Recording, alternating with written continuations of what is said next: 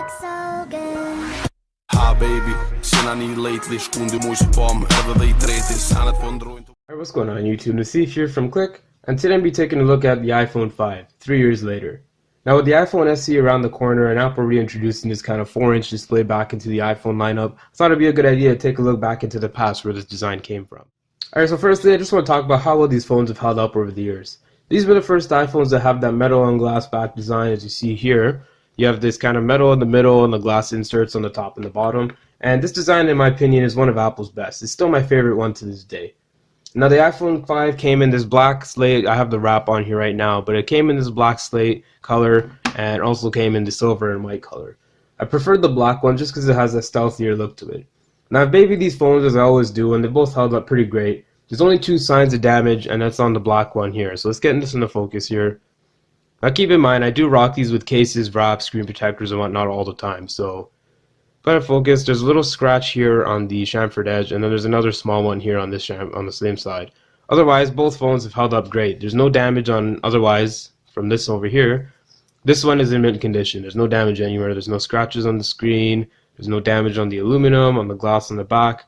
And this one, the same thing underneath the wrap. The wrap's been on always. Obviously, the back of this phone is going to be in mint condition too. So I think if you kind of treat your phone somewhat with a little bit of respect, you know, not dropping it, not tossing it around, these things will last you a good long time, and they'll be in brand new condition when you're done with them.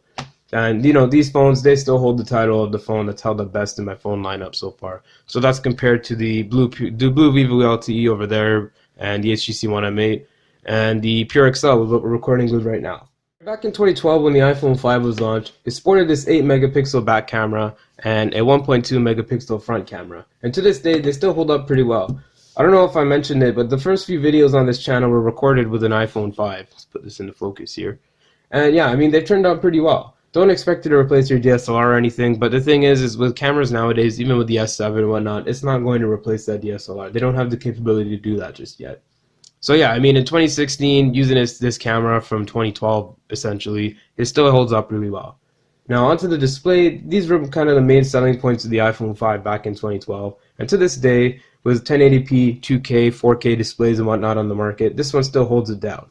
The colors are nice and accurate, along with the ability to get really bright for outdoor use. So if you get in here, kick the brightness up on them. I mean, they're really good displays. I have no complaints about them. They still hold their own in comparison to like this 1080p on the One M8, the 2K displays and whatnot. Obviously, the 2K and 1080 looks obviously a little bit better, but in the market, if you bought one of these things for whatever, 250 bucks, if you bought it used or something, it's still going to hold its own. You're not going to feel like you're using a dated display or anything. So we'll get into the speaker now. We'll talk about that for a little bit. And I got to say, you know, it holds up its own even today. Yeah, obviously it's not as great as dual front-facing speakers or some of the speakers that are on flagships today, but you got to keep in mind this is a phone from 2012. So we'll give this thing a listen here. We'll get a taste of how it sounded back in 2012. Take a trip down memory lane. So let's play some music here.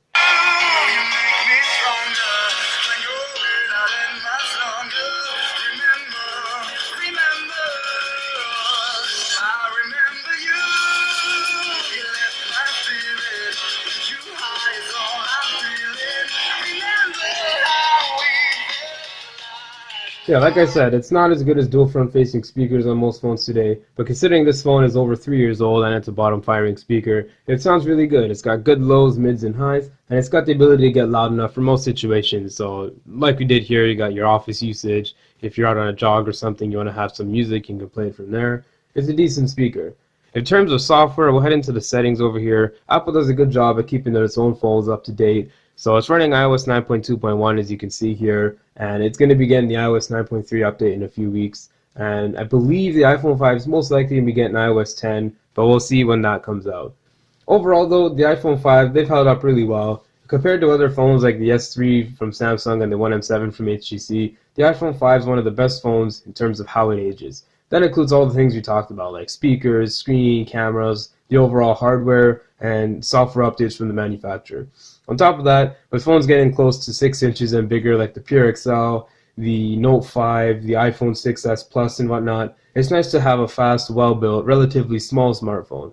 I don't see myself upgrading the iPhone 5 until Apple stops supporting it for software updates, or unless this new iPhone SE really blows the 5 and 5S out of the park. But we'll wait till March 21st and we'll see what happens with that. I'll probably have a vlog out on that, so look forward to that. Thanks for watching though. Leave a comment down below if you have any questions or concerns. Please like, sub, share with your friends and family if you like what you're seeing. It definitely helps the channel out. This has been Nasif from Click, and I'm out. Peace.